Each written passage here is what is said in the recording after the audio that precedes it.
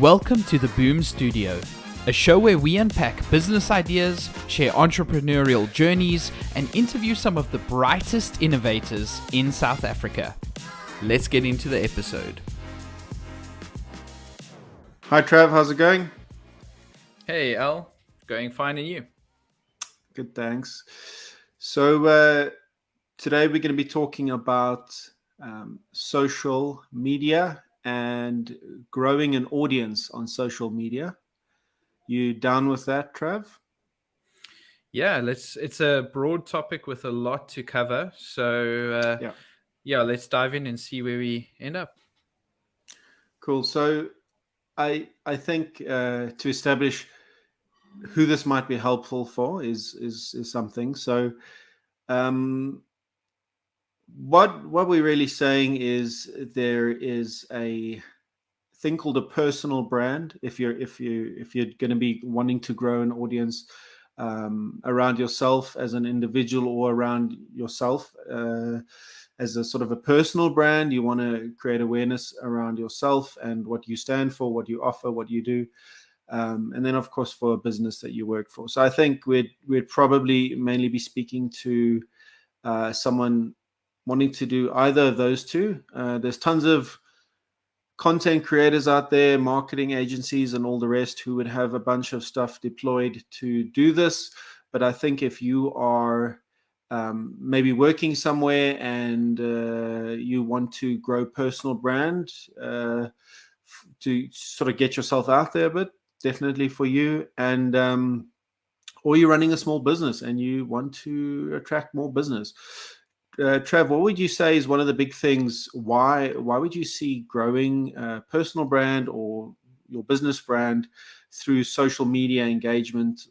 What do you think one of the big pluses of that are?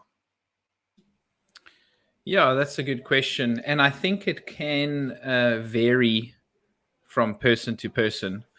But essentially, what social media allows you to do is to connect with other people, and it opens up opportunities. So if you think about back in the day, when I say back in the day, we're still doing it, but a lot of people, in order to make connections and open up opportunities, would literally have to go and network in person at an event, or a conference or something like that, hand out business cards and make connections that way. And social media is an interesting one because it obviously, from a digital aspect, you can reach a lot of a larger audience, and you're not necessarily limited to a specific location. So there's a huge opportunity there for many people. Okay. And I mean, essentially, by networking, by being out there, you are simply opening up the potential for opportunity that might not come otherwise. So just broadening that network. Gary Vaynerchuk described Twitter as the cocktail party of social media, and that always stuck with me. I imagine walking into a cocktail party, there's different sort of conversations going on, and that sort of ability, or and confidence and all the rest to kind of jump in here, there, meet, greet, contribute, learn, is a very cool way to see it. I mean, that's Twitter. So each of these social media platforms are different, and I don't think we'll get too much into that today, but also just kind of identifying or experimenting and knowing where to be with what kind of content you're putting out is also valuable. So I mean, there's a ton of stuff out there, but obviously, so that's interesting. And if you see it that way, understanding that social media is people, it's that, and it's that desire to connect with one another is there. It's been sort of digitized and all the rest. And there's a bunch of junk that comes with it, sure. And there's a bunch of bots that come with it that are also out there. But I think if you are aware of that, Trav, what would you say you know, the other side is, okay, cool. So I'm out there, but what am I putting out there? How am I putting it out there? How do I manage that with doing whatever I'm doing? Because if I'm a small business owner or I'm working, I have a job, I have a career. How do I kind of balance? How do I generate content? What are the smart ways to kind of do that make it manageable, and not so daunting for someone who's not yet really gone into. Yeah. Again, another great question. So before I cover or answer that, I just like to circle back to mention with regards to the opportunities that social media and connecting and networking online with others can get you. I know for myself, my kind of social media of choice has been Twitter over the years. And the reason being is I've just found it to be a little bit more personal. And through Twitter, through me sharing ideas, through me sharing what I'm building or what I'm thinking or even what I'm learning, has allowed me to connect with some industry leaders, which is great. It's been interesting to develop a sort of an online friendship with someone and then later meet them in real life at an event and just catch up like that and almost know this person, but from a different sort of dynamic. So I've made friends along the way on my Twitter journey, as well as landed a job offering, which was probably the more notable one. Literally, I reached out to a founder. Friends are not as cool as jobs. Is that what you're saying? Yes. So, Okay, cool. for those listening who are like, oh, great, I can make more friends. For the introverts in the audience, they're like, oh, sweet, I can make more friends. Awesome. But I actually landed a job with an overseas company by literally reaching out to the founder saying, hey, why not hire me? Basically is what I said to the person, and I got a trial. So people would be like, so sorry, Trevor. It's kind of, there's that old saying, it's not what you know, it's who you know. It sounds like, being out there and doing it right is kind of enabling you to know people. Yeah, 100%. And I think that's one of my life mottos, to be honest, because yeah, I just know a lot of people and I have a genuine interest in folks. So maybe that's in some ways why it makes it a little bit easier for me or natural for me to get involved there. Because if I start chatting to someone, I start asking them questions. I want to understand their thought process on, how they did something or what was their struggles. So all of that encourages genuine human connection. And as you said earlier, social media, although it's digital, although it's,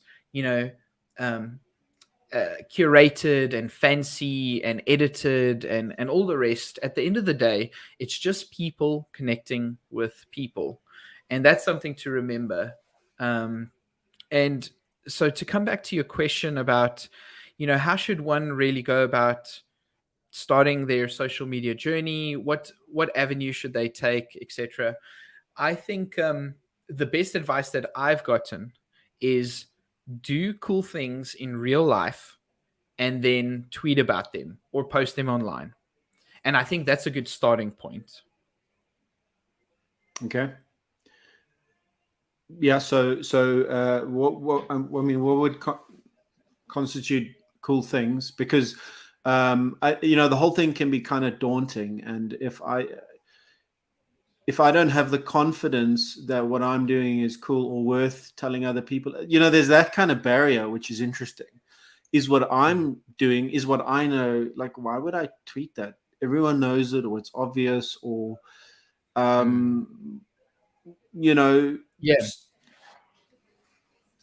yeah. So there's what would you say there? Yeah, so there's a lot to unpack there. So firstly, everyone has that kind of block or mental block where it's a case of, I've got nothing great to share. So to those people, I would say there's two kind of trains of thoughts that you can look at. The first one is from the great Mr. Gary Vee, who says, It's better to position yourself as an enthusiast on a topic than an expert. Because if you're Okay. positioning yourself as an expert, there's a lot of pressure. Yeah. You're basically telling the world, I know everything about this topic. I am the best. And that's daunting. That's, no one really is a full-blown expert. So if you're an enthusiast, that's helpful. Yeah, if you're an enthusiast, it takes that pressure off, and then you can post about your learnings, your findings, what you're busy with, and then let other people establish you as an expert. You don't have to position yourself. Let other people do that. Okay. Yeah, that makes sense. What's also interesting, just to touch on that, I mean, that's the strategy, and I didn't necessarily come up with the strategy in a way. All I did was I naturally thought, well, I don't know a lot about a particular topic, but I'm going to just share what I'm doing, or share what I'm thinking.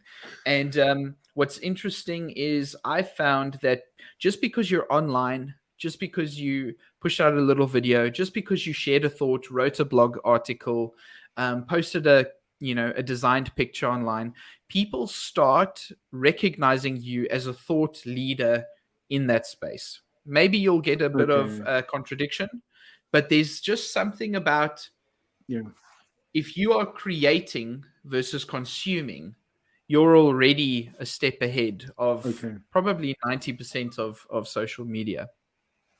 Okay. Would you also say a lot of people, I mean, everyone knows something about something, right? Or like something, or is passionate about something. So there's that trap of like, I don't know what to put out, but then to recognize that, listen, 99 out of 100 people don't know the basics of that thing, so what seems obvious to you can be super helpful. If like a nutritionist posts something, right, like the 3 most basic things when thinking about nutrition, for me as someone not in that space, who's now wanting to find out how to eat better, live better, I come across this thing, I'm like, oh man, wow, that's super helpful. For that person, it's like, blah, I did it.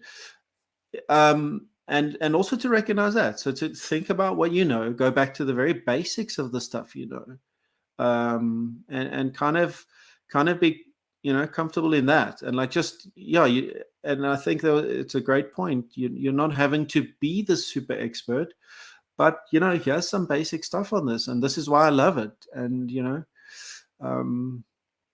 cool. If you are a week ahead of someone in a particular industry or a subject that you're learning, then you have something to teach that person who's just behind you.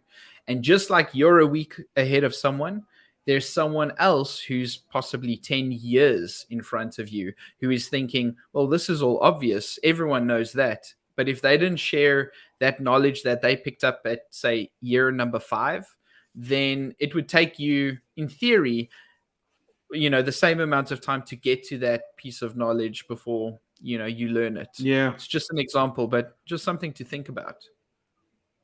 No, awesome. And, there's something in that willingness to share and give. You're building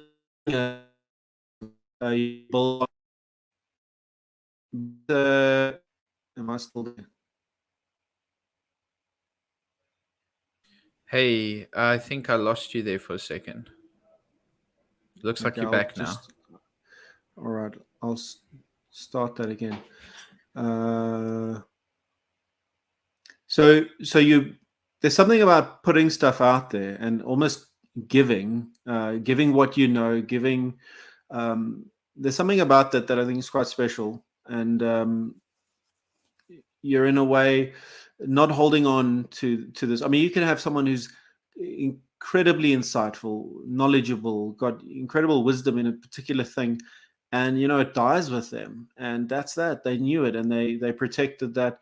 But something about going out there and sharing what you do know, even if you're just, like you say, 1 week ahead, 1 page ahead, there's something in that exchange. There's something in putting that out there and saying, this helped me, or this is helpful. Without, of course you're building an audience. Of course you're investing your time. Of course you're growing a following. There is that. But the flip side is you're growing a following because you're putting out something valuable. So I think staying genuine in that, really thinking what would be helpful, what's insightful, what's helped you. And there's kind of a natural attraction to value, and people will recognize that. I think it becomes obvious, people who are just putting out stuff, sensational stuff and whatever. Whoever wants to follow that, that's fine. But I think people looking for value and looking for what you want to offer, whether they want to do business with you or hire you or whatever it is, but it's also a way of really putting yourself out there in the way that people can kind of get to know you, how you think. So if you think about like an employer wants to hire someone, they can then go and look through and go like, wow, check out this person thinks about stuff. This is certainly someone I'd love to have in my business. Yeah. What's interesting is, while you were talking now, I was thinking about the times that I spent on social media consuming with a more consumeristic habit, if you will. You often leave the platform feeling head full, confused, maybe decision fatigued. You just overstimulated, and where or empty, to be honest.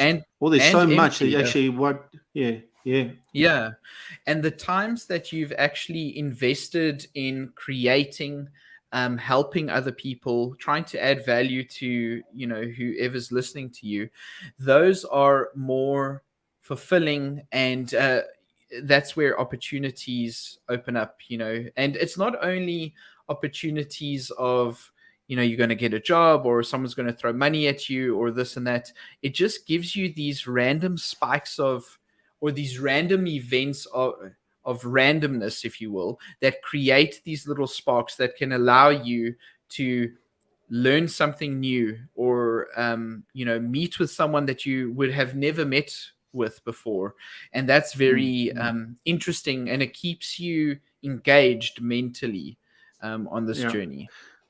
I think that's a very big thing, consuming versus creating. And as humans, we are made to create. It's something that's part of us. If we're not outputting something, if we're not contributing, building, designing, it's just, we want to create. If you look at anybody, whether it's someone who loves just sort of baking stuff on a small scale or whatever it is, human beings. So I think the whole, being on social media just to consume, it kind of kills something. And when you're out creating and putting out and contributing, you will still be consuming, but it will be a far more mutually beneficial thing that's happening, and you'll be learning, contributing, versus just mindlessly putting stuff out there. And if you want to impact a space, or you want to be saying stuff you believe is true or right or helpful, I think that does a lot for you mentally. It also forces you to think about what you know, think about how to put it out there, how to communicate it. So I think there's a ton of other skills you learn in the process of like, okay, so maybe I'm super smart about or knowledgeable in one thing, but how do I even communicate that? How do I break that down? And suddenly there's a self-development there, which doesn't come when you're just consuming. Yes. And even to those who are completely against the idea of putting themselves out there, they've got no self-confidence to do so. They are on the verge of trying, but then they just kind of, back down at the last minute. To those people, I say, don't give up altogether. Rather set up a kind of pseudo account, which doesn't necessarily have any connection to you as a person or your identity. So let's take the example of baking. If I don't feel comfortable putting out baking tutorials or recipes or ideas as Travis, then I can set up an account called The Inspirational Baker. And then I can go and start creating like that without having the fear of, exposing my identity. Okay. And even through that, you'll start gaining more and more confidence. You'll start developing the skills like copywriting, which is a huge one, a little bit of design theory, possibly even video and audio production. All of these things, are just waiting to be learned, and they're Cool. incredibly useful skills to know in this digital age that we're living in. Yeah, I think that's helpful. You're kind of taking a step there. You're creating a profile or an image that you're not hiding behind as such, but allows you to put out value without exposing yourself too much. Because that is something. It definitely something. And what comes with the territory is learning to take feedback, criticism at points, dealing with differing views and opinions as to what you're saying. But I think going back to that point you made earlier, if you position yourself as an enthusiast, as opposed to someone who's expert and sort of preaching on a particular thing, then that sort of is much more inviting and sort of drawing or attractive than just going out there with bam, this is how it is. So it just makes the entry point a lot more easy to sort of find. So thanks. In terms of the actual content in that, what would you say? What are some of the things you could say is helpful in terms of how you go about putting out content practically, and what sort of tips you'd have on that? Yeah, so putting out content is an interesting one. If you work in an environment where there is a lot of change and interesting news coming your way, or events, then it's a little bit easier. If you are, say, a financial influencer, then there's always something going on with the markets that you can just share. Now, one thing is to, again, not think that everything is so obvious. Let's say a news anchor posts a update on the financial markets. That's not to say that everyone has experienced that bit of content. So for you to repost that content, or to take that content, this is probably a big tip. If you don't know what to post, then take someone else's content, use your own words to communicate it slightly differently, or put your own spin on it, add an idea to it, and then post that. Someone once wrote that everything is a copy of a copy of a copy of a copy. So you don't have to get stuck into this thought of, I have to be the most original thinker. I have to, again, post this, which no one knows, because... Okay. I mean, we're not talking about plagiarism here. We're talking about a content idea, an inspiration, something that is some like little nugget that you can polish. And I mean, in many cases, you're going to credit where you got that from. For us to sit here and say that we came up with the idea that you must be enthusiast and not mention Gary Vee would be a crime, I think.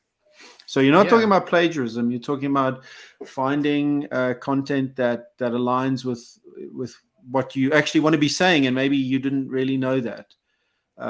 Yes. Until you... And often when you read something and it resonates with you, that will usually spark an idea about that content that you can add to.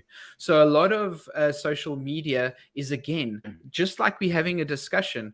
I say something to you, something will resonate, you agree with it. It's almost as if it's yours. But then that will also develop another idea, and then you send it back to me. So you are adding to my idea. Okay, cool. And maybe then I'm thinking about it from a different angle.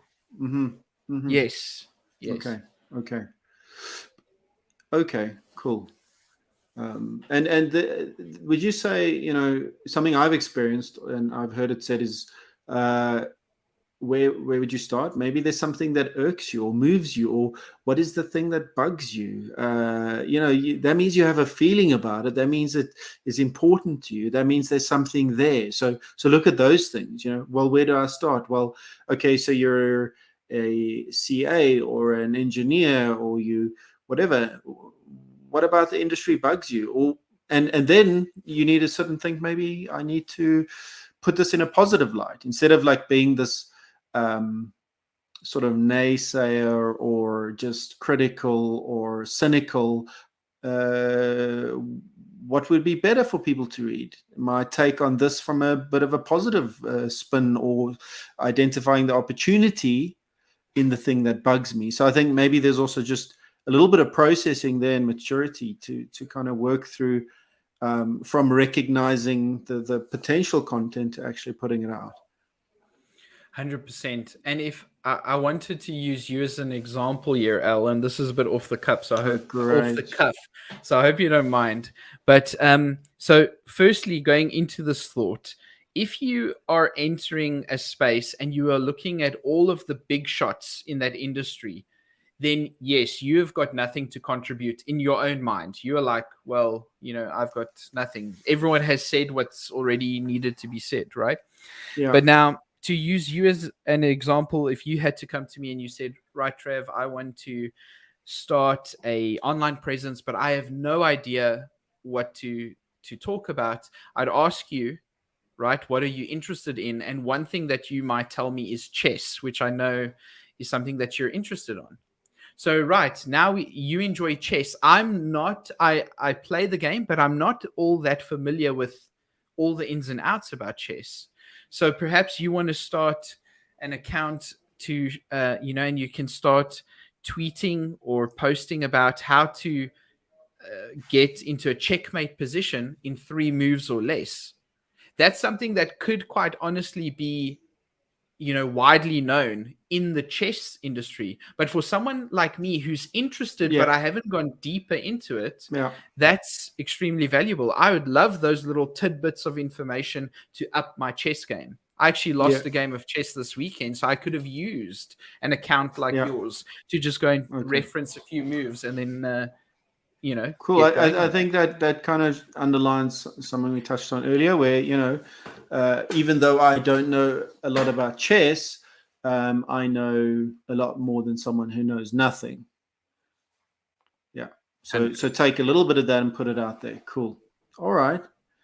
So that's cool. All right. What other stuff in terms of generating content, making it manageable for someone who's not purely a content creator? What would you say? So, again, this is a lot to be said on this topic. Quite a popular strategy that you can use is this long form to short form content, and I believe Gary Vee also speaks a lot about this. So let's take the chess example. Let's say you want to start creating some content around chess. You're not really sure where to begin. Let's say you're going to aim to do some sort of long form content.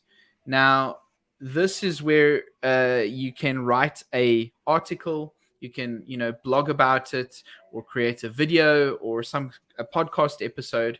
And then through that long form content, you can break down the different ideas that is inside that article or video, and then start using that on Twitter, on Facebook, on LinkedIn, or wherever you want to explore. If we said we weren't going to talk a lot about the different platforms, but start with one and then start there and see what happens, see how your audience engages with you, try and dabble elsewhere, because it's also important to go where your audience is.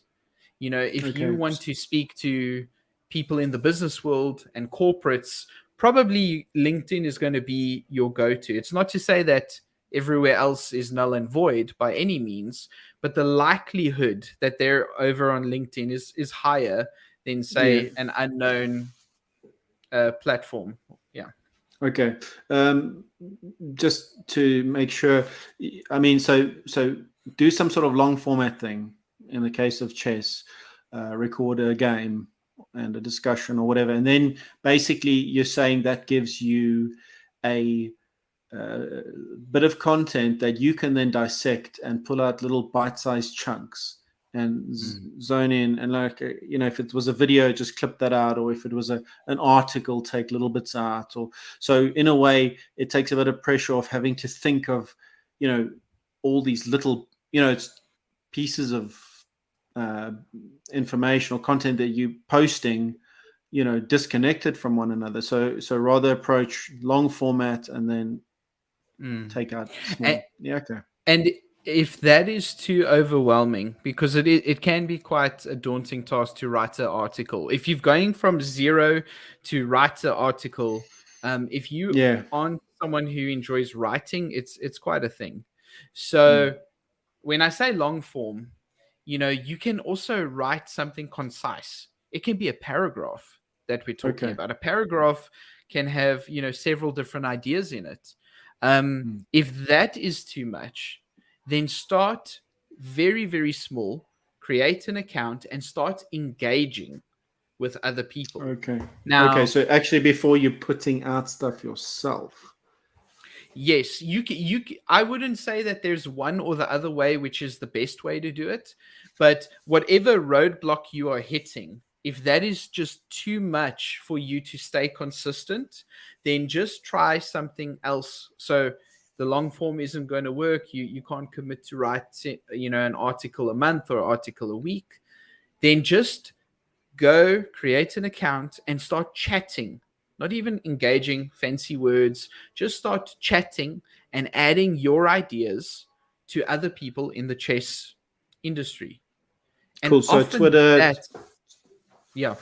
Go ahead. I mean, Twitter, that analogy of Twitter being like a cocktail party, basically going into someone else's comment or conversation or thread, and then I see that there.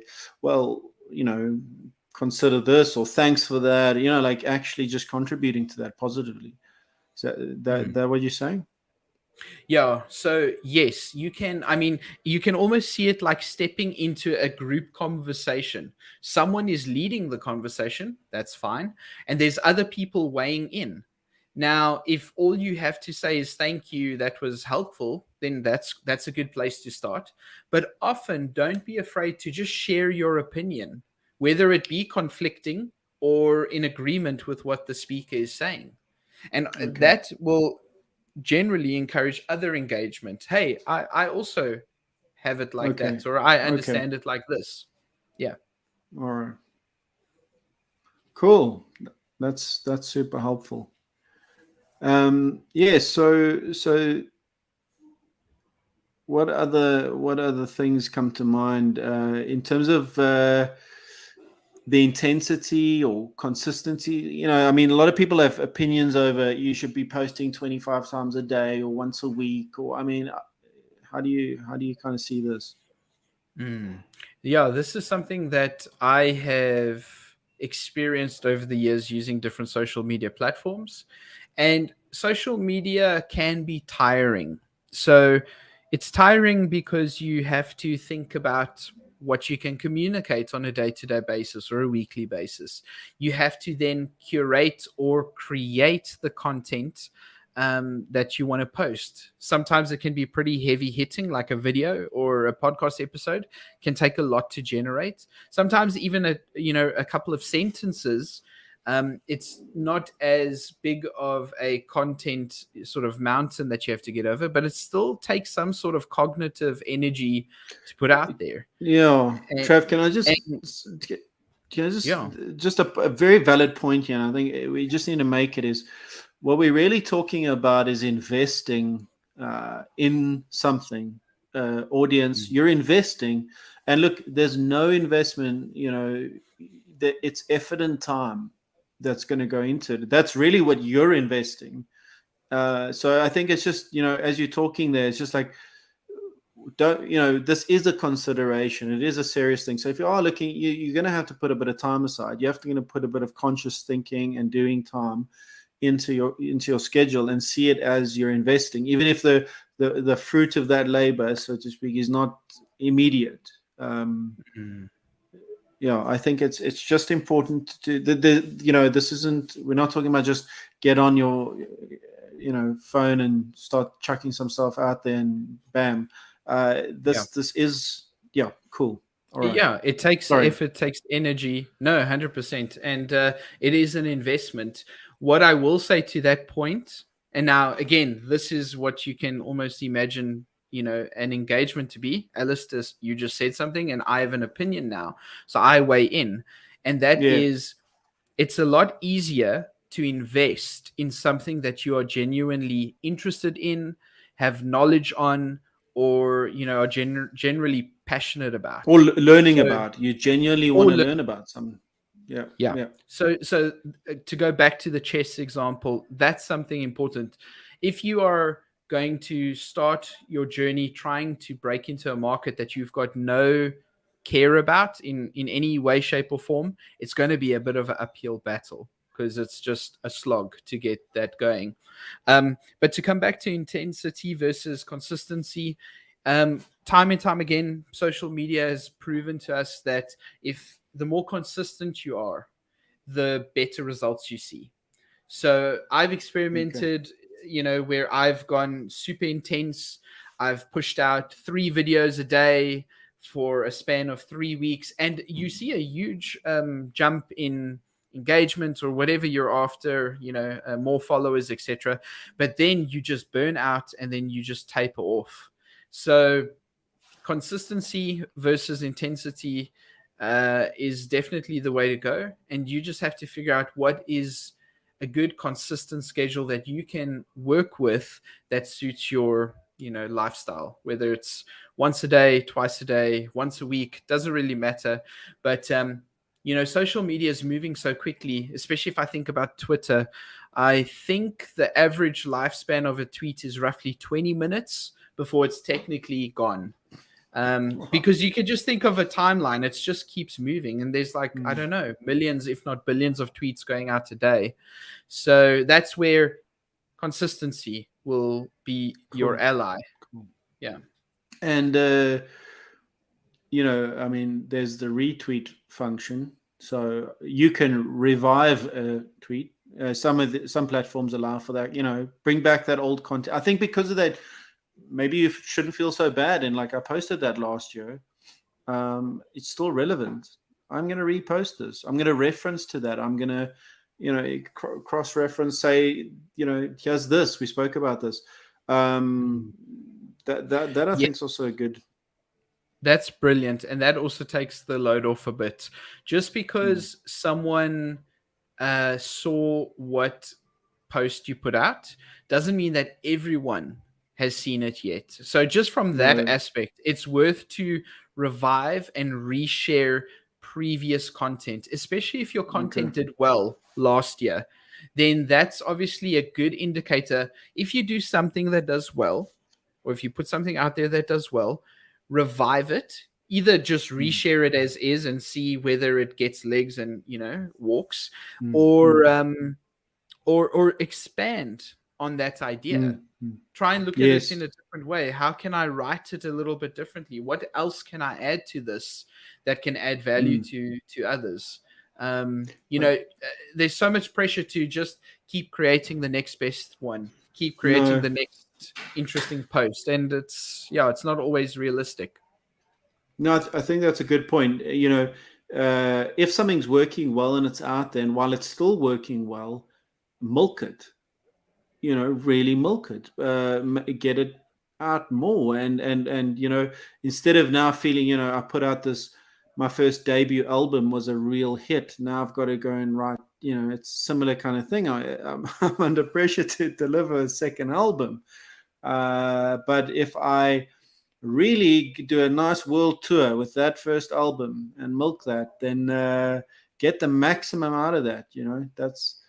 That's definitely takes the pressure off. And I think then, you will walk into what the next thing is. And like you say, one thought leads to another, or you just recognize the depth in a particular bit of content, and actually where you were going to go and look sort of horizontally at the next piece, we're going to actually now pull out more of this and go into more detail, which is also leads to more content. Travis, one other, maybe one of the last points, unless you have more stuff, is just the balance between the organic posting and activity versus paid, which is interesting. I come primarily from a paid promotion, social media sort of marketing, brand building, advertising background, and you perhaps more on the organic side. And I think we've crossed over a bit, but it's a fascinating balance. And it's without a big budget and a bit of time to kill, you definitely can get out there and do the organic. But at points recognizing, and I think where you see what is working and what does have value to people, to kind of accelerate that and push it beyond. I don't think people should feel that's not something you should do, even your own personal brand, to go like, well, this post's going great. It's to also understand that these social media platforms are money machines. They are there to take your money and give you results in return. These are the biggest advertising platforms in the world, quite frankly. So I think you might come across some barriers where you're realizing, I'm not getting the same organic results as before. And so there is an awareness to this. We're talking hugely about the networking, the social engagement aspect of brand building, which is invaluable. But at a point, and especially what triggered this thought was, you've got a great piece of content that's working, and you really want to get to a wider audience, and because the lifespan of a tweet is 20 minutes, the minute you go and promote that tweet or boost that Facebook post or do those kind of things, or even delve deeper into the advertising side of these things, that's really what they hugely, largely built for as well. And understanding that you would just exponentially grow your following by putting a bit of money behind it, and as it definitely trial and error. There's tons of advice out there, tons of courses, tons of stuff you can do to learn these things. These platforms are, like you said, they're changing and advancing every day. I think every time I log into Google Ads to go and check on campaigns and run campaigns, I think almost every time, almost every day, it seems like there is a new version of Google Ads. Click to update. It's fascinating. So also trial and error. But all I'm just saying is, be aware these platforms can bring great results if you do look towards the paid stuff from time to time, especially around personal brand or small business branding. I mean, I'm not talking here to large corporates or agencies. They know full and well, and there's incredibly advanced tools to publish and manage online paid campaigns. But I think it's just something there for the small business owner or someone starting a personal brand account. Yeah. I don't know if you have anything on that. Yeah, we were talking now about all the skills that you can get from social media, but we didn't touch on the self-development skills that you get. Just, to learn a little bit of humility. I tweet something out and it doesn't get 100, 10, or even 1 like, where I loved the idea. I was so like, this thing is so incredibly cool. I'm gonna. I have a lot of that. And no one else. I have a lot of that happening. So I've just seen that creating, and let me stress that creating on social media has been incredibly valuable for a self-development standpoint, where you learn about human psychology, you learn about humility, not caring what people think about you, you learn about taking one on the chin when you made a mistake, you learn about how to ask for things, how to create opportunities, or even just connect with people that you wouldn't have connected with before. So I think just to wrap up here, to anyone, overthinking it, to anyone getting into the trenches with social media, what to do, how do I do it, my advice would be like many other things is just start today, try and push the needle a tiny bit forward, learn with that experience, see how you can change up or iterate something, and then just do that next best thing. So just keep going one step forward, but start today, and then you'll learn these things along the way. Cool. That's super. Thanks, Trav. It's been really great talking about this. Appreciate the time. So I hope anyone listening was able to just see a bit of a way forward for themselves if they're looking to start building an audience on social. Thanks. Thanks, Al. 1, 2, 3, 4. Thank you for listening to today's episode. Be sure to subscribe to the Boom Studio podcast on the platform of your choice, or check out our website at theboom.studio for more details. Thanks for tuning in.